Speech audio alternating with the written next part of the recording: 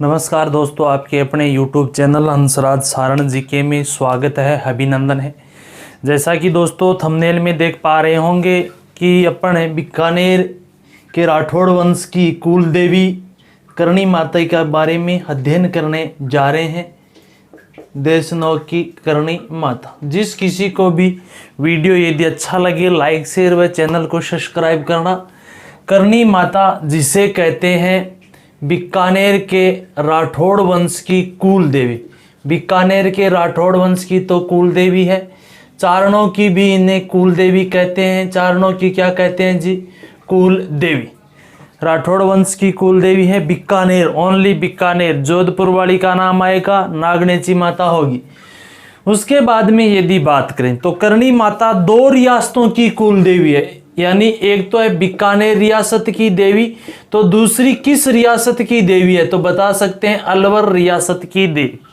अलवर रियासत में नरूका राजपूत है। कौन से राजपूत है? नरूका राजपूत है, इसलिए नरूकाओं की भी क्या है? ये करणी माता देवी है। यदि हम बात करें करणी माता के जन्म के बारे में तो करणी माता का जन्म है 1444 विक्रम संवत सुआप नामक गांव में होता है। कहाँ होता है? सुआप में इनका जन्म होता है। सुआप पड़ता कहाँ है जी? फलोदी जोधपुर में। फलोदी जोधपुर में पड़ता है। कौन सा गांव? सुआप गांव, जहां पर करणी माता का जन्म हुआ था। इनके जो पिता थे, पिता का नाम मेहाजी। क्या नाम था जी? मेहाजी। चारण जाति के कौन से? मेहाजी चारण है। वह माता का नाम है देवल। क्या नाम है जी? देवल बाई। करणी माता मेहाजी चारण व देवल बाई की कोख से जन्म लेती है सुआप गांव फलोदी जोधपुर में। अपने जन्म के क्रम में करणी माता अपने घर की 6 नंबर की संतान है। कितने नंबर की जी? 6 नंबर की। इनसे पहले 5 संतानें हैं व इनके बाद भी 1 संतान है। और टोटल की टोटल जितनी भी संतान है वो सारी की सारी संतान लड़कियां ही हैं। क्या है जी? लड़कियां ही हैं। किनके? मेहाजी चारण। 6वें नंबर पर जन्म होता है करणी माता का। हालांकि घर वालों की इच्छा यही थी कि इस बार तो लड़का होगा। बताया जाता है कि देवल बाई के जब कोख में करणी माता थी उस दौरान ही पहले ही करणी माता की बुआ को यहाँ बुलाया जाता है। तो बुआ सोच रही थी क्या पता अब की बार लड़का हो जाए। जन्म होता करणी माँ को, और करणी माता को कहते हैं ये अंगूठा टाइप में दिखाती है, इसलिए इनकी बुआ जी थी, इनके अंगूठे वहीं चिप गए थे आपस में हाथ के। ठीक है, हिलना ही बंद हो गया था। ये करणी माता का प्रथम चमत्कार था। हालांकि कुछ वर्षों बाद करणी माता ने पुनः ठीक भी कर दिया था।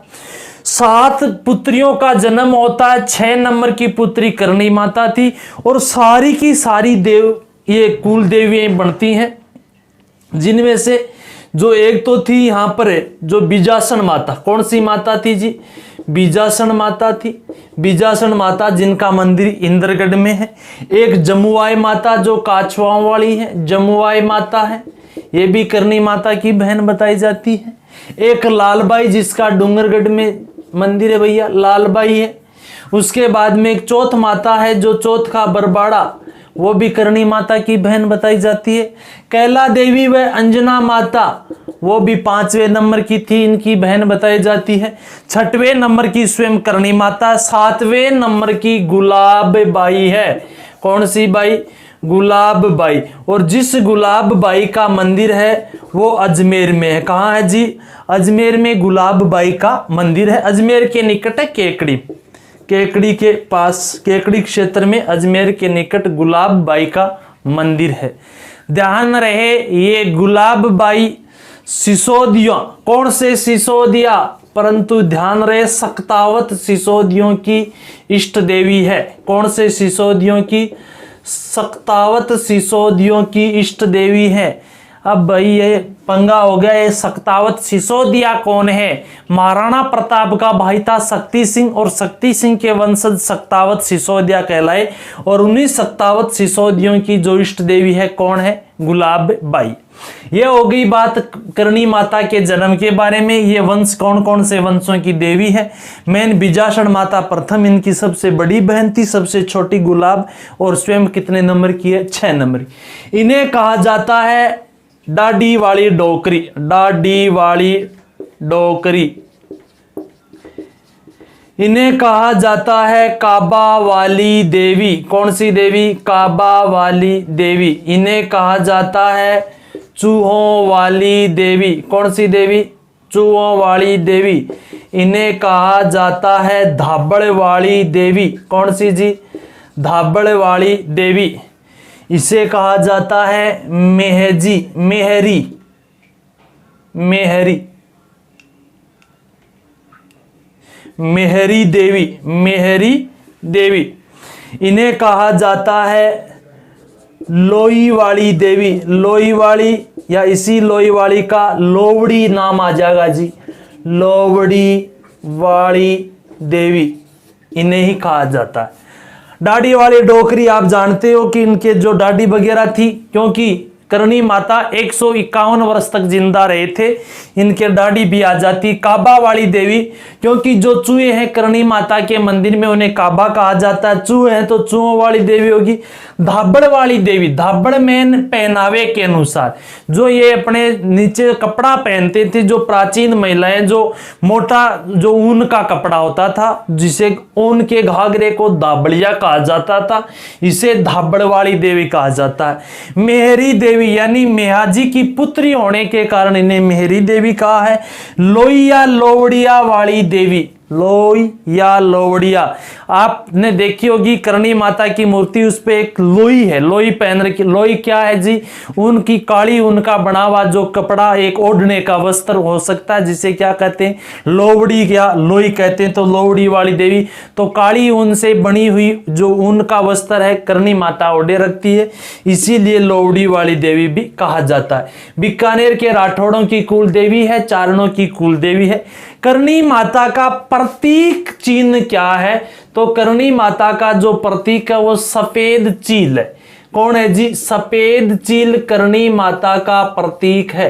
सफेद चील है जो क्या है जी? करणी माता का प्रतीक है, जिसे साबली कहते हैं। क्या कहते हैं? साबली कहा जाता है। सफेद चील को सांबली कहा जाता है। सफेद चील को सांबली कहा जाता है। करणी माता का क्या है? प्रतीक चिन्ह। हालांकि करणी माता स्वयं किस देवी का अवतार है तो हम बता देंगे, करणी माता स्वयं आवड़ माता का अवतार है। यानी आवड़ माता ने ही अवतार स्वरूप करणी के रूप में जन्म लिया था। और आवड़ जो माता है, आवड़ माता का एक अन्य रूप भी है, तेमड़ माता। कौन सी माता? तेमड़ माता। किस माता का रूप है? आवड़ माता का।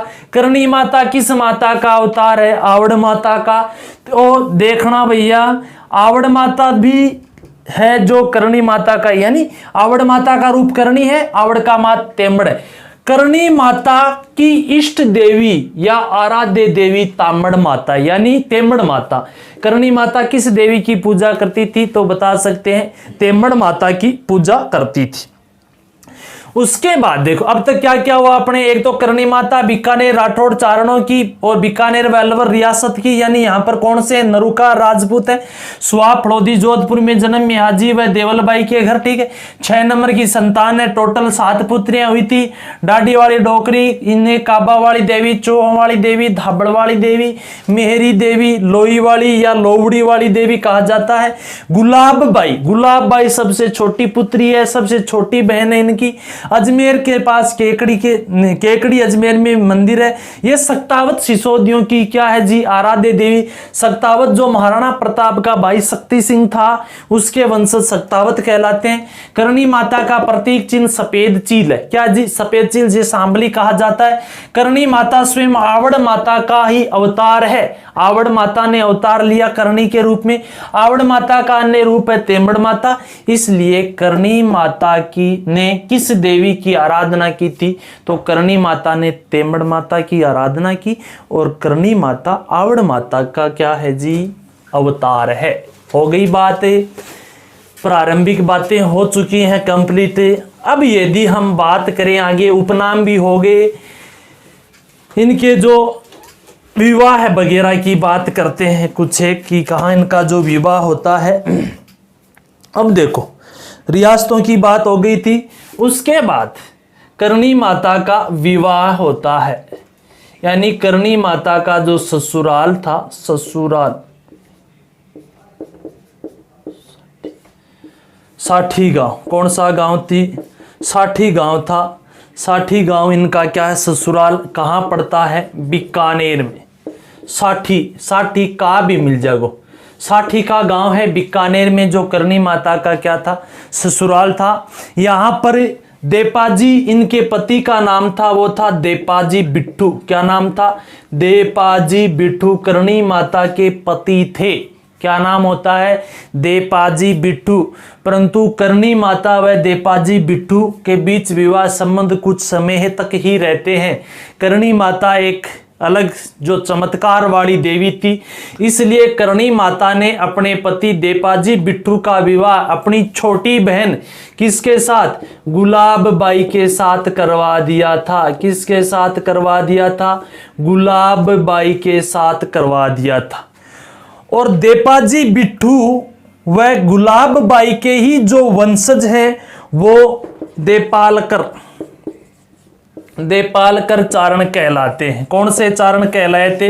देपालकर चारण। कौन कौन से? देपाजी बिट्टू व गुलाब बाई के वंशज जी। और ध्यान रखना, करणी माता के पुजारी कौन सी जाति के चारण या कुछ गोत्र के? तो देपालकर जाति या देपालकर गोत्र के जो चारण हैं वो करणी माता के क्या है? भगत होते हैं। ठीक है जी। इनकी कोख से गुलाब बाई है, गुलाब बाई की कोख से जो मैन जन्म लेता है एक पुत्र जिनका नाम था लाखन। क्या नाम था जी? लाखन। गुलाब बाई की कोख से ही लाखन का जन्म हुआ था।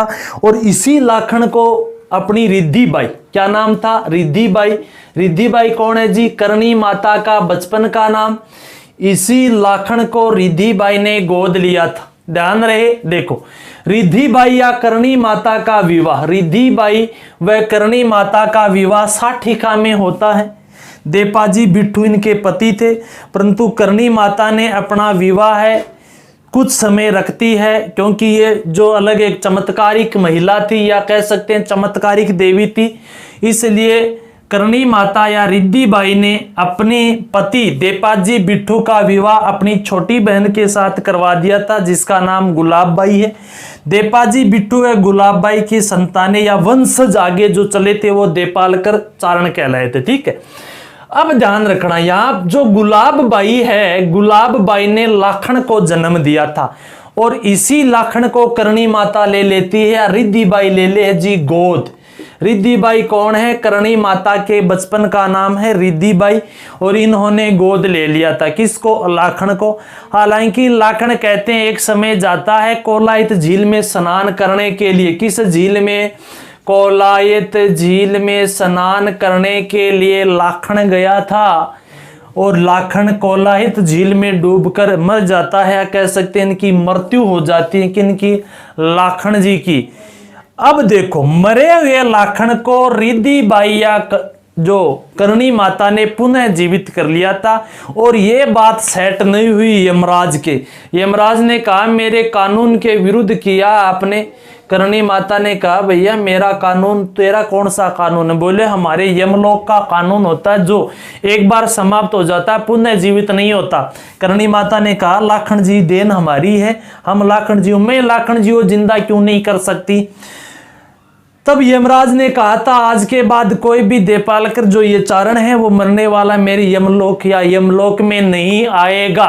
ये यमराज की उस दौरान की घोषणा थी। करणी माता ने कहा था आज के बाद कोई भी चारण है वो तेरे यमलोक में नहीं आएगा या यमराज तेरे पास नहीं आएगा। कहाँ जाएंगे? वो चारण मेरे यही चूहे बन जाएंगे। और कहते हैं जी करणी माता के मंदिर में जो चूहे हैं वो चारण जाति के, या चारण जाति ही किस रूप में जन्म लेती है? चूहे के रूप में जन्म लेती है, या चूहे हैं चारण जातियों के ही वंशज माने जाते हैं चूहे। प्रश्न आ सकता है कि करणी माता के मंदिर में स्थित काबा है किस राजपूत जाति के? राजपूत तो नहीं, मैंने किस जाति के वंशज है? तो चारण जाति के। किस जाति के वंशज माने जाते हैं? चारण के। और जिन्हें क्या कहा जाता है जी? काबा कहा जाता है। ये था रिद्धिबाई। रिद्धिबाई का ससुराल साठीखा बीकानेर में था। रिद्धिबाई के या करणी माता के पति देपाजी बिट्ठू थे, परंतु रिद्धिबाई या करणी माता ने कुछ समय बाद देपाजी बिट्ठू का विवाह अपनी बहन गुलाबबाई के साथ कर दिया। गुलाबबाई की कोख से ही लाखन का जन्म हुआ। लाखन को गोद ले लिया किसने? करणी माता ने। लाखन कोलाहित झील में डूबकर मर जाता है। ध्यान रहे, चारण जाति के लोग इसी कारण कोलाहित झील में स्नान नहीं करते हैं, ठीक है। परंतु करणी माता ने पुनः जो जीवित कर लिया था, यमराज ने इसको कानून के विरुद्ध बताया। करणी माता ने कहा, यमराज कोई दिक्कत नहीं, आज के बाद में कोई भी चारण जाति का इंसान तेरे यमलोक में नहीं आएगा। इसी धरती पर यहीं पे क्या बनेंगे? वो चूहे बनेंगे। जो चूहे चारण होते हैं वो काबा कहलाते हैं, देशनोक करणी माता के मंदिर में। उसके बाद में देखो, अब देखो जी, ये साठीखा गांव है उनका ससुराल। किनका? रिद्धिबाई का, करणी माता का ससुराल। अब साठीखा गांव में ससुराल है, बहुत बढ़िया ठाठा। परंतु जब करणी माता रिद्धिबाई का विवाह देपाजी बिट्ठू के साथ हुआ था, वो अपने साथ अनेक गायें लाई थी दहेज के रूप में। करणी माता, समझ गए? तो साठीखा गांव में जल की कमी हो जाती है, गायों के लिए पीने की पानी की कोई व्यवस्था नहीं होती है। इस कारण साठीखा गांव को छोड़कर करणी माता बढ़ जाती है जांगलू प्रदेश की ओर। जांगलू प्रदेश में, साठीखा कहां? बीकानेर में। तो जांगलू प्रदेश किस भाग को कहा जाता है? तो बीकानेर के क्षेत्र को। ध्यान रहे, इस दौरान जांगलू प्रदेश में कान्हा का शासन था। किनका शासन था? कान्हा का शासन था। जो कान्हा चूड़ा राठौड़ का पुत्र था। चूड़ा के दो पुत्र होते हैं, एक कान्हा और एक दूसरे का नाम था रणमल। क्या नाम था? रणमल। और कान्हा था, एक का नाम रणमल था। जांगलू प्रदेश में, जिस प्रदेश में करणी माता गायें लाती है जांगलू में, वहां पर कान्हा का शासन था। यानी कुछ गांव थे वो चूड़ा ने कान्हा को सौंप रखे थे, क्योंकि कान्हा चूड़ा की सबसे बड़ी औलाद थी, रणमल कान्हा का भाई है, छोटी औलाद।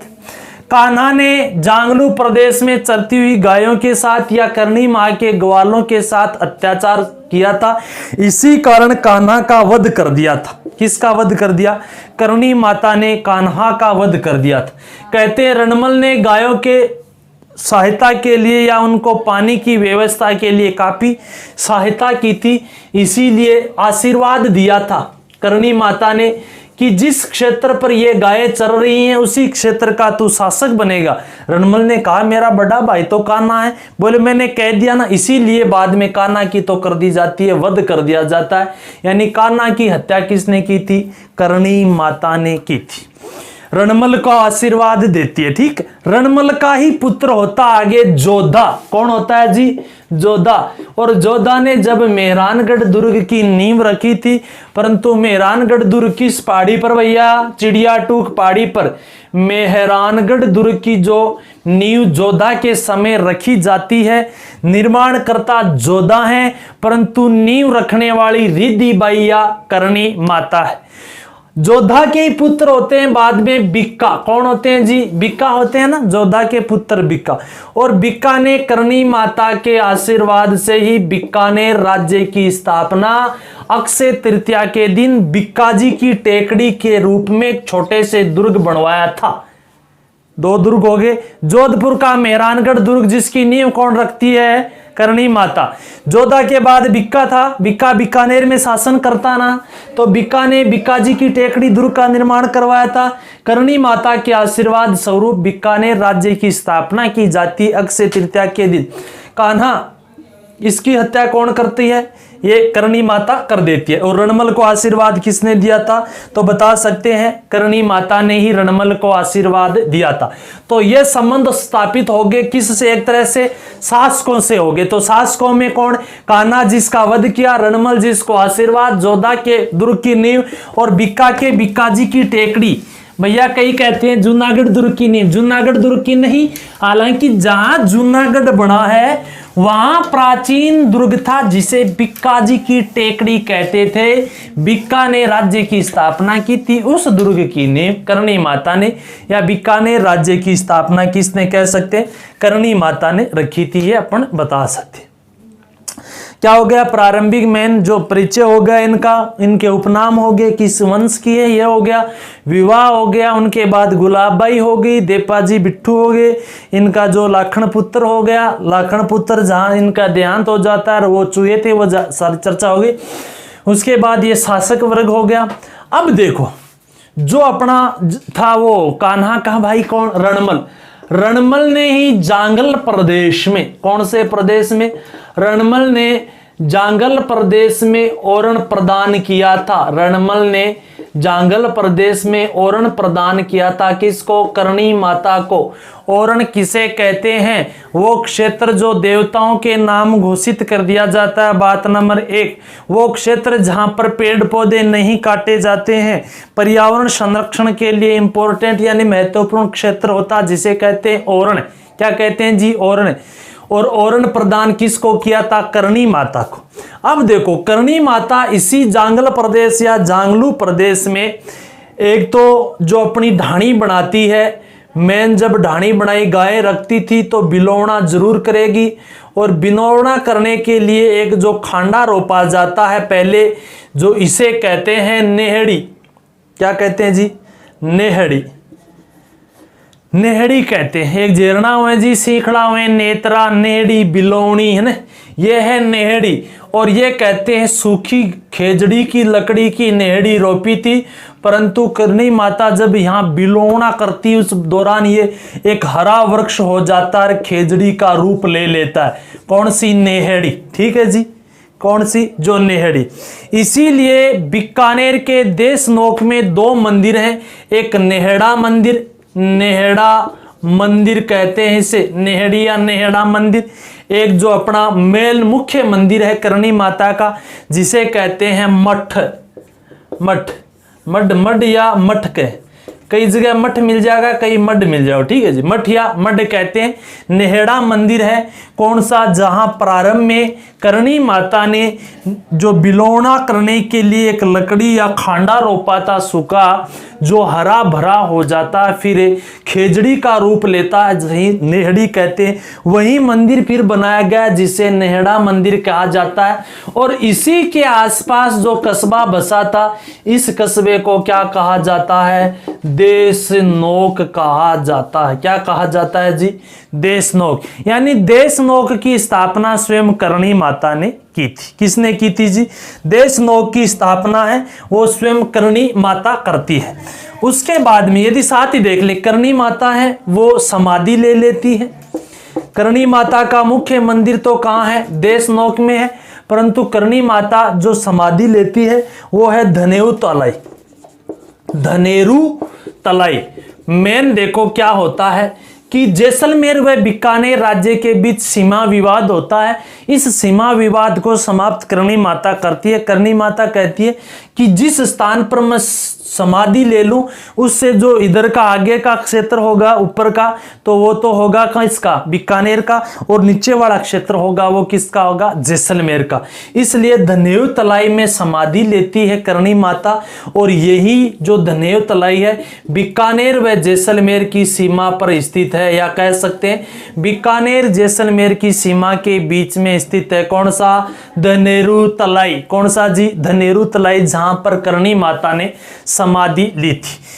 अब देखो करणी माता के जो गीत हैं, या कह सकते हैं चारण देवियों की आराधना में जो गीत गाए जाते हैं, जिन्हें चिरजा कहते हैं। क्या कहते हैं जी, देवियों की जो आराधना में, चारण देवियों की आराधना में जिन्हें चिरजा कहा जाता है। मेन बातें होगी, इनका जन्म हो गया, विवाह हो गया, किन किन राजाओं की इन्होंने सहायता की थी ये हो गया, कहाँ इन्होंने समाधि ली थी ये हो गया। मेन अब देखना इनके मंदिर। तो देखो इनके यदि मंदिरों की बात करें तो मंदिरों में सबसे पहले तो अपन अगर देशनोक में देखें तो देशनोक में करणी माता के कितने मंदिर हैं जी, 2 मंदिर हैं। कितने मंदिर हैं, 2 मंदिर। एक मंदिर का नाम है नेहड़ा मंदिर। कौन सा मंदिर, नेहड़ा मंदिर। ध्यान रहे, अभी अभी चर्चा की है, करणी माता ने जहां बिलोवना किया था, नेहड़ी वाला खांडा रोपा था, वहीं पर एक विशाल जो खेजड़ी का रूप ले लेता वो सूखा खांडा, वहीं पे मंदिर है जिसे कहा जाता है नेहड़ा मंदिर। कौन सा मंदिर? नेहड़ा मंदिर कहा जाता है। हालांकि एक दूसरा जो मुख्य मंदिर है उसे कहा जाता है मठ या मठ या मठ कहा जाता है। मठ या मठ का निर्माण करवाया था किस शासक ने? तो ध्यान रखना, सूरत सिंह ने शासक ने निर्माण करवाया था। किसने? बीकानेर के शासक सूरत सिंह इसका निर्माण करवाते हैं। हालांकि विस्तृत क्षेत्र में यदि निर्माण करवाया था तो महाराजा गंगा सिंह ने करवाया था। किन्होंने करवाया था? महाराजा गंगा सिंह ने, जो संगमरमर की कढ़ाई वगैरह और कई कार्य किया जाता। ठीक है जी। अब जो ये मठ या यहाँ का इनका मठ है, इस मठ के जो मुख्य दरवाजा, इस दरवाजे के पास ही करणी माता का एक गवाला था। ठीक है जी। गवाले का नाम था दशरथ मेघवाल। के नाम हो जी? दशरथ मेघवाल। और इस गवाले दशरथ मेघवाल जो कहते हैं कालू नामक एक राजपूत सरदार से गायों के लिए लड़ते हुए वीर गति को प्राप्त हो जाते हैं, इसलिए दशरथ मेघवाल का मंदिर करणी माता मंदिर के मुख्य दरवाजे के निकट है, जहां पर पास में सावन व भादो नामक दो कढ़ाइयां हैं। सावन व भादो नामक कढ़ाइयां रखी गई है, वहीं दशरथ मेघवाल का मंदिर है जो करणी माता की गायों का गवाला था। और दशरथ मेघवाल का योगदान यही है कि इन्होंने इनकी गाय चराई थी और गायों के लिए बलिदान कर गए थे। दशरथ मेघवाल का लालन पालन करणी माता ही करती है। ये इनका, यहाँ जो चूहे हैं 20,000 से अधिक चूहे बताए जाते हैं जिन्हें काबा कहा जाता है। चूहों को क्या कहा जाता है जी? काबा कहा जाता है। इनके गीत वगैरह तिरजा कहते ही हैं उनको। ठीक है जी।